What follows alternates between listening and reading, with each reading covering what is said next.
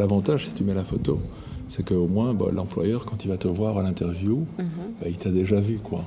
Moussa est à la recherche d'un emploi. Depuis 2 ans, cette jeune Guinéenne scrute les annonces liées au domaine de la vente. Je postule chaque jour, mais pour le moment, aucune réponse. Et j'ai fait aussi des interviews, mais aucune réponse pour le moment. Face à cette situation, Moussa s'est inscrite auprès de l'ASBL Duo for a Job, une ASBL qui met en relation des jeunes issus de l'immigration qui recherchent un emploi avec des personnes de plus de 50 ans qui transmettent leur expérience dans le monde du travail. Souvent, au début d'un duo, on se rend compte que la personne est un peu désespérée en réalité.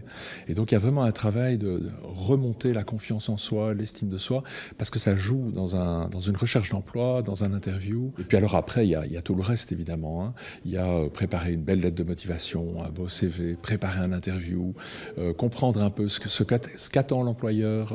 Depuis un mois, Moussa bénéficie des conseils d'un mentor, des conseils qui doivent lui permettre d'atteindre ses objectifs. Avoir une bonne connaissance dans le milieu de la vente et aussi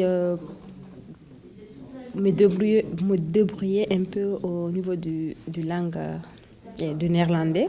Une récente étude du NIA montre que les personnes issues de l'immigration ont moins de chances de trouver un emploi que les personnes d'origine belge. Un constat que partage Duo for a Job qui, depuis sa création en 2013, tente de lutter contre ces inégalités. On a créé 4500 duos depuis le début de la SBL, dont 2800 à Bruxelles. Et parmi ces jeunes, on voit que 7 jeunes sur 10 ont une sortie positive, 12 mois après la fin de l'accompagnement.